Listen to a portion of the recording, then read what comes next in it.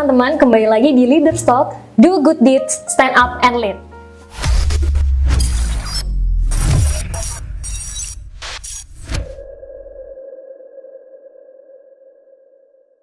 Kali ini saya sudah bersama narasumber yang tidak kalah kerennya dari yang sebelumnya. Beliau adalah pejabat di lingkungan IPB, jadi kemungkinan siapa yang pernah masuk IPB, apalagi yang saat ini baru jadi maba, pasti harus tahu nih siapa beliau. Beliau lahir di Pekalongan 17 September 1971.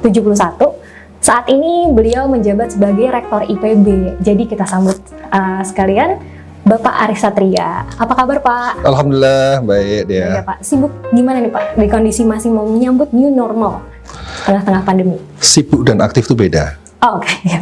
Jadi ada buku To Have and To Be karya Erich Fromm membedakan antara aktif dan busy. Busy itu sibuk itu hanya spending time, hanya menghabiskan waktu kerja, tapi tidak ada penjiwaan terhadap apa yang kita kerjakan. Kalau orang aktif itu orang-orang yang punya penjiwaan terhadap apa yang dikerjakan. Jadi orang yang aktif itu adalah orang yang punya passion terhadap pekerjaan, sehingga dia akan total mengerjakan sesuatu dengan sepenuh hati, dan itulah sebenarnya kebahagiaan itu di situ. Dinikmati ya Pak ya? Dinikmati. Berarti Bapak sedang mulai aktif kembali, mulai seperti normal, atau masih ada penyesuaian yang akhirnya berubah Bapak syuting? Ya, saya normal, saya masuk kantor biasa jam 7 pagi, pulang nanti malam. Halo ya Pak? Biasa. Total ya Pak tetap ya? Jadi ya tetap protokol kesehatan harus diikuti, tapi kan pekerjaan untuk menyiapkan segala sesuatunya untuk pendidikan masa-masa COVID ini, kemudian peran IPB di eksternal dan sebagainya tetap harus berjalan, sehingga harus saya kontrol terus. Ya, jadi sekilas tentang Pak Arief, S1, S2 di IPB ya Pak? Ya. Di jurusan pertanian ya? S2 setengah di luar juga. S2 setengah di luar juga, S3 di Jepang ya Pak? Ya. Nah, ternyata Pak Arief ini punya track record yang, wah keren banget sih Pak. Ternyata dulu pas di kampus jadi ketua senat. Ya Pak, dan sebelum jadi rektor sekarang, sempat jadi dekan dulu di FEMA 2007 sampai 2017 ya Pak? 2010, 2017. Nah, saya mau tahu Pak sekilas tentang perjalanan organisasi Bapak. Apa sih legasinya Bapak dan cerita-cerita selama menjabat dari mulai mahasiswa sampai akhirnya sekarang jadi rektor Pak? Jadi intinya bahwa saya selalu prinsip khairunas anfa'uhum linnas. Orang yang sebaik-baik manusia itu adalah orang yang punya manfaat untuk orang lain. Jadi punya manfaat itu bisa sifatnya personal, bisa sifatnya institusional. Nah, sehingga ketika kita menjabat dalam posisi apapun di organisasi kemahasiswaan, di non kemahasiswaan, maka harus punya manfaat. Punya manfaat itu dalam bentuk apa? Orang lain akan merasakan manfaat. Orang lain merasakan manfaat karena ada perubahan. Perubahan karena apa? Karena ada ide. Jadi ide, kemudian kemampuan kita mengorganisir, leadership, itu bisa membawa perubahan. Leadership tanpa ide tidak akan ada perubahan. Ya, ide tanpa leadership hanya awang-awang. Nah, itu dua itu yang harus terus diterapkan sejak saya SMP, ketua OSIS, ya. Kemudian SMA saya wakil ketua OSIS, kemudian juga kepala ketua pemimpin majalah juga, dan kemudian di IPB pernah membuat sebuah gerakan tentang kajian-kajian ya pada waktu itu. Dan tapi yang paling monumental adalah saya sebenarnya mendirikan IAS Indonesia. Tahu IAS kan? Tahu, saya tahu. Nah, itu. Founder ya Pak ya? Saya founder bersama teman-teman, ya ada teman-teman saya banyak, ada Ina dan kawan-kawan yang membuat organisasi itu. Itulah sesuatu, karena orang yang terbelakang adalah orang yang tidak mampu terlibat dalam proses sejarah, ya. Orang yang tidak mampu membuat sejarah baru. Saya tidak ingin menjadi orang terbelakang, sehingga dimanapun berada harus membuat sejarah baru. Di SMA saya membuat sejarah baru, di SMP maupun di kemahasiswaan saya harus membuat sejarah baru. Apa sejarah yang kita buat? Yaitu salah satunya adalah IAS. Biasa wakil ketua senat fakultas, kemudian saya presidium senat mahasiswa IPB, sekarang Presma, ya. Ya, dimanapun berada harus membuat sejarah-sejarah baru, membuat perubahan-perubahan yang ada. Berarti salah satu yang paling berkesan bagi Bapak mungkin IAS tadi ya? Ya, salah satu, karena sampai sekarang sudah 4 kali World Congress dihadiri oleh 40 negara di Indonesia, dan alhamdulillah sampai sekarang diteruskan oleh generasi yang luar biasa. Saya bangga karena apa? Karena apa yang kita inisiasi, apa yang kita bayangkan sampai sekarang masih jalan. Masih jalan ya. Artinya ada proses regenerasi yang jalan. Karena apa? Karena sistem yang kita bangun dari awal itu berarti berjalan dengan baik. Apa sih Pak idenya sampai akhirnya Bapak tercetus untuk bikin IAS? Ya pada waktu itu kan pergi ke luar negeri itu sesuatu yang sangat mahal. Sesuatu yang sangat aneh, bukan aneh, mahal dan sangat prestisius. Sekarang orang keluar negeri biasa aja. Dulu tahun 90-an itu kita berpikir tentang suatu saat mahasiswa Indonesia itu harus berinteraksi dengan dunia luar, berinteraksi dengan mahasiswa sedunia. Jadi tidak mungkin, saya berpikir pada waktu itu, kalau saya ini adalah seorang aktivis mahasiswa yang bergabung dengan organisasi mahasiswa di luar negeri, internasional, maka pada suatu saat kita ini mendapat berperan ya, ketika suatu saat berperan di kemudian hari, maka yang kita harapkan adalah mereka pun juga berperan di kemudian hari. Maka networking itu sudah terjalin sejak mahasiswa, itu akan sangat-sangat menguntungkan untuk kemajuan di masa mendatang. Tadi sedikit sudah disinggung Bapak, karir sebelum jadi rektor nih Pak, ternyata Bapak dulu pernah jadi staf khusus di Menteri Perikanan ya Pak? Ya, saya staf khusus pernah 2 tahun, kemudian saya penasihat menteri sejak 2011, Pak Cicip, kemudian penasihat menteri Bu Susi sampai saya menjadi rektor. Nah, ini yang menarik. Bagaimana sebagai seorang pemimpin membangun relasi tadi Pak, networking tadi? Oleh karena itu networking itu penting, menjaga teman itu penting. Tadi saya ingin sampaikan bahwa ketika kita ini ingin menjadi orang yang sukses, ingin menjadi orang yang punya memberi manfaat untuk orang lain, maka yang paling penting adalah bagaimana kita bisa mencari lingkungan yang kondusif untuk pengembangan diri kita. Jadi lingkungan itu tidak sifatnya given, tidak sesuatu yang dikasih oleh orang, tapi harus kita create sendiri. Jadi saya kemudian masuk asrama. Di asrama itu setiap minggu harus menulis, setiap pagi harus kultum, kan harus subuhan bersama. Nah kemudian harus aktif di organisasi, harus macam-macam. Itu kan lingkungan yang sengaja saya masukin. Jadi kita tidak bisa tumbuh sendiri tanpa sebuah ekosistem yang bagus, tanpa sebuah ekosistem yang kondusif. Nah oleh karena itu menurut saya mahasiswa sekarang ini harus sudah mulai pinter-pinter untuk dalam tanda kutip membeli lingkungan mana yang cocok untuk saya. Kan di lingkungan itulah saya harus mencari orang-orang yang bisa menginspirasi, mencari orang yang bisa menyemangati, mencari orang-orang yang bisa mengobati. Karena pasti sebagai aktivis pasti galau, pasti stres, pasti macam-macam. Ketika saya berada dalam lingkungan yang salah, maka ketika galau akan disyukurin. Rasain lo, syukur lo, kan gitu. Kalau saya berada di lingkungan yang semua orang itu nggak kondusif, maka akan dibully dan sebagainya. Tapi kalau berada di lingkungan yang tepat, maka kita ada masalah akan terbantu terselesaikan, kita disemangati terus, kita sebagai ekosistem yang menjaga stabilitas emosi kita, stabilitas semangat kita. Jadi saya yakin para aktivis Anda semua dulu kan juga sama, stres juga kan, dapat dana susah, dibentak-bentak sama rektor, sama senior, macam-macam. Itu kan perlu senior, perlu ada yang bisa menyemangati kita, sehingga mahasiswa itu kan sebuah media, institusi, organisasi kemahasiswaan itu untuk arisan semangat. Jangan arisan duit aja, arisan semangat, arisan ide, ya kan?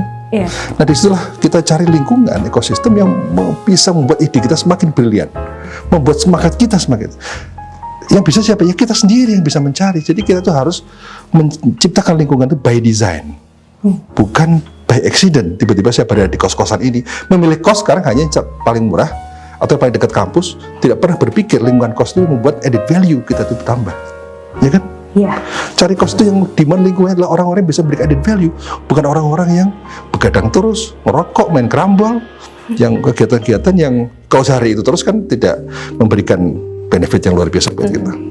Wah, keren sekali nih Bapak. Jadi lingkungan itu jadi kunci penting ya Pak. Betul. Jadi maintain semangat kita juga. Nah, saya penasaran siapa role model yang Bapak jadi acuan nih? Karena tadi saya lihat berarti ketika jadi pemimpin itu memang harus visioner agar memiliki ide dan inovasi yang akan dan gagasan yang kita tinggalkan. Siapa Pak role model dari seorang Pak Arief ini? Ya, saya banyak sekali role model. Saya belajar dari banyak orang. ya dari senior yang ada dulu di asrama Felicia ya, ada banyak pemikir, ada banyak organisatoris, ya ada Kang Mulis Yusuf, ada Mas Joko, Mas Sukanto, Mas Jordan, teman-teman banyak sekali yang senior saya di Felicia, yang memang ada Mas Farid Poniman dan yang terus menginspirasi kita. Berarti dari orang circle terdekat ya Pak? Oh iya, itu yang membuat semangat kita. Mas Noval misalnya, saya dulu belajar bikin proposal gimana sih, nah ada yang ngajarin. Mulai dari nol semuanya. Oh iya, ya sebenarnya bukan dari nol, kita kan punya bekal sebagai aktivis mahasiswa di luar ya, yang membuat di sejak SMP SMA kan kita punya bekal itu. Dalam konteks dunia kemahasiswaan, maka itu kesempatan kita untuk bisa bertemu dengan siapapun, kesempatan kita untuk merintis ke jejaring, ya, meng-create jejaring. Jadi saya banyak terbantu dengan dunia kemahasiswaan. Teman-teman sekarang yang dulu sama-sama aktivis, sekarang udah jadi orang semua. Ada Anies Baswedan, ada Fadlizon, Chandra Hamzah, ada Elan, ada teman-teman saya banyak sekali angkatan saya, yang di atas saya setahun 2 tahun, yang sukses sekarang itu, yang memimpin banyak atau memiliki peran penting. Itu kan dulu sama-sama ketua senat, sama-sama aktivis. Itu networking harus kita bangun, kita jaga. Begitu pun di dalam kampus, jangan kita ini cari musuh. Berpolitik silakan, dunia kemahasiswaan penuh dengan politik, ya. Saya yakin semua orang yang aktif di BEM pasti berpolitik, ya. Itu sesuatu yang biasa. Tapi jadilah aktivis ataupun lawan politik yang disegani, bukan lawan politik yang dibenci.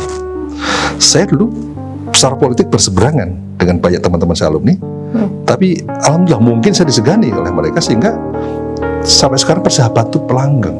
Masih jalan ya? Jadi meskipun beda garis politik, beda organisasi, beda ide dan sebagainya, tapi punya hati yang sama. Saya nggak tahu, tiba-tiba hati yang sama kita sekarang sambung. Jadi nggak ada lagi dendam, nggak ada apapun. Makanya saya katakan, jadilah lawan politik yang disegani, jangan yang dibenci. Karena apa? Yang disegani ya berarti kita punya kapasitas, punya capacity, dan itu menurut saya harus tetap dengan siapapun kita harus jaga hubungan, jangan cari musuh. Itu kunci. Kemudian kesempatan mahasiswa itu kesempatan yang sangat mahal. Kita ini ketemu menteri, ketemu siapapun, ketemu presiden, ketemu siapapun. Kalau orang yang sudah bekerja, orang sudah punya interest, orang sudah punya resiko. Ya. Resiko keluarga, resiko ke kantor, resiko organisasi, tempat kita kerja. Tapi ketika mahasiswa, nggak ada resiko apapun. Anda nyelonong ketemu menteri, resikonya apa? Dimarahin aja kan? Tapi tidak tercap di benak seorang menteri itu, ini mahasiswa dari mana sih? Coba dicek semuanya, nggak mungkin. Tapi kalau orang sudah kerja, mana nipnya? Karirnya gimana? Wah, bisa dibaca-baca. Jadi sebenarnya kesempatan mahasiswa kesempatan yang luar biasa untuk networking. Saya dulu ketemu dengan menteri itu biasa ketika mahasiswa. Biasa, serius. Ngobrol itu biasa saja. Karena apa? Itu kesempatan. Dan padahal orang-orang itu sangat senang ketemu mahasiswa asal mahasiswa punya ide. Ya. Kalau kita datang hanya selfie foto saja, ya mereka juga nggak suka. Tapi saya pernah dengan seorang menteri minta waktu 30 menit saja. Tapi hanya bisa ngobrol 3 jam. Menteri antrian, tamu-tamu di luar semua. Kenapa? Karena kita bawa ide dan menteri sangat senang, dialognya nyambung. Kenapa kita punya ide? Karena kita suka baca. Karena kita suka diskusi. Kenapa kita suka baca, suka diskusi, suka nulis? Karena lingkungan. Nah, lingkungan kos, lingkungan di kampus, dan sebagainya. Sehingga saya pesan pada mahasiswa, masa depan itu ada di tangan kita sendiri. Jangan beri cek kosong pada orang lain untuk menentukan masa depan kita. Kita harus mengisi cek kosong tentang masa depan kita, karena kita adalah pemimpin. Kita ini sebagai pemimpin untuk diri kita sendiri harus menentukan tentang masa depan kita sendiri. Jangan beri cek kosong pada orang lain untuk menentukan masa depan kita. Nah, sehingga itulah yang diajarkan oleh Stephen Covey dalam bukunya Seven Habits itu. Agar apa? Agar kita menjadi orang proaktif. Bukan orang yang membiarkan lingkungan luar mempengaruhi kita, tapi selalu membiarkan diri kita mempengaruhi orang luar. Nah, itulah semangat proaktif. Sehingga ketika ada apa-apa, kita tidak akan pernah menyalahkan dunia luar. Ketika akan ada apa-apa, nasib kita ini tidak pernah menyalahkan orang lain. Selalu kita sendiri. Oleh karena itu, terkait dengan hal ini, kita ini sekarang punya kewenangan apapun untuk hidup kita masa depan. tentukanlah masa depan dengan baik, dengan penuh tanggung jawab. Dan kita harus mempersiapkan masa depan dengan baik. Karena masa depan siapa yang punya? Kita sendiri. Masa depan akan seperti apa? Tergantung kita. Saya pada saat kuliah di Jepang. Kuliah di Jepang itu, orang-orang itu kalau ikut ke international conference, itu dibayari oleh sensei-nya. Ke Amerika karena ada saya biaya sendiri. Saya harus ngantar koran, kerja, itu uangnya untuk saya ke luar negeri dan sebagainya untuk ikut conference. Apa kata orang? Arif, bodoh kamu. Ngapain mau-maunya ke luar negeri biaya sendiri? Mestinya sensei dong yang bayarin. Saya bilang, saya sekolah cari ilmu, sekolah cari network. Maka yang tahu masa depan saya adalah saya sendiri. Maka saya akan invest demi masa depan saya. Invest apa? Invest dari hasil kerja keras saya sebagai pengantar koran di Jepang untuk keliling dunia. Keliling dunia untuk apa? Untuk dapat ilmu, untuk dapat network. Saya bawa pulang ke Jepang, dari Jepang ke Indonesia tidak bawa uang banyak, hanya 5 juta, mungkin orang lain bawa ratusan juta. Kenapa? Karena sebagian uangnya untuk beli buku, sebagian uangnya saya habiskan untuk keliling dunia, untuk ketemu ilmuwan top dunia. Tapi dari situ kemudian saya diundang nulis buku, diundang seminar di luar negeri. Karena apa? Itu investasi saya selama menjadi mahasiswa S3 di Jepang. The best investment ya Pak? Investasi itu sesuatu yang harus kita create. Karena kita tahu masa depan saya akan seperti ini, maka saya harus investasi ini. Begitu pula menjadi aktivis mahasiswa. Menjadi aktivis mahasiswa menurut saya juga harus sama. Itu bagian dari investasi masa depan. Asal kita ikhlas. Investasi yang tanpa pamrih. Menjadi aktivis mahasiswa biasanya stres. Satu, kedua, menjelang lulus akan banyak tantangan. Sangat tidak percaya diri. Saya mantan presma, saya mantan apa? Emang saya bisa apa ya? Apa ada yang orang menerima saya ya? Itu selalu kegalauan selalu ada. Itu saya rasakan. Tapi orang lain menilai bahwa kita ini sudah berbuat sesuatu yang banyak untuk orang lain. Ya, kita punya kemampuan yang luar biasa. Yang kadang-kadang kita tuh menempatkan standar diri kita, menempatkan standar bagus itu di atas, sehingga kita menempatkan diri kita tuh di bawah. Wah, kita ini selalu underestimate terhadap diri kita sendiri karena minder, nggak percaya diri. Nah, padahal saya ketika menjelang lulus juga sama. Saya bisa apa? Siapa yang menerima kerja saya? Saya nggak bisa apa-apa ini.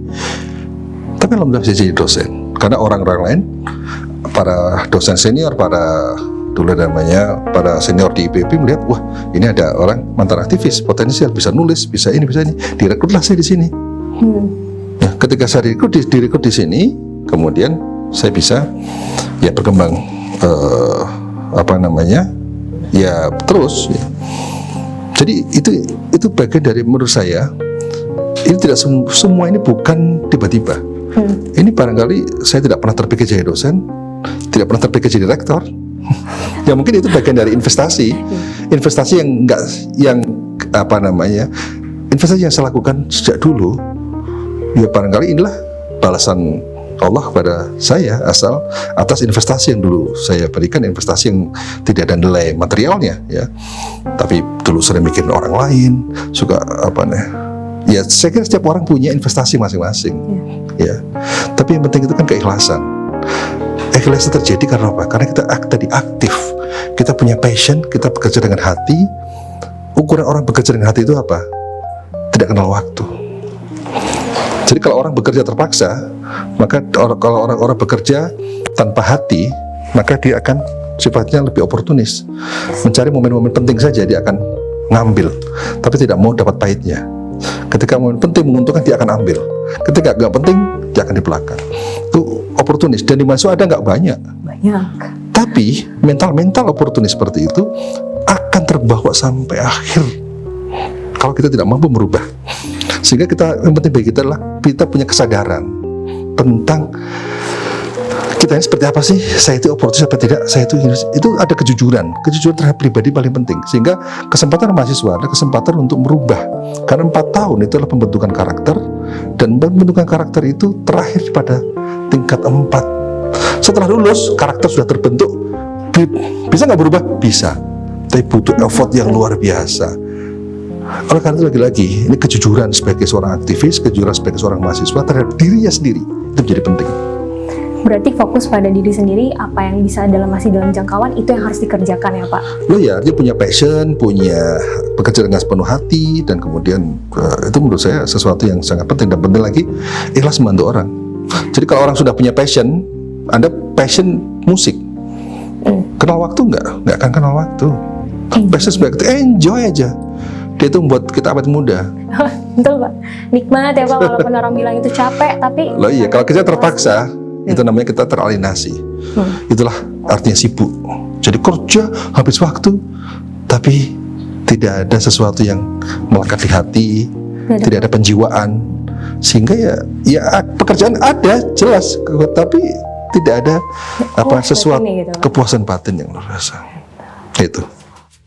Dan saya yakin seperti IPB, bisa nggak IPB menjadi perguruan tinggi kelas dunia? Harus bisa, optimis harus, dan pede, harus percaya diri. Itu yang saya ajarkan kepada mahasiswa di IPB. Masuk IPB harus pede. Lincah pembelajar untuk kehidupan, inilah semangat baru, tekad raih kesempatan.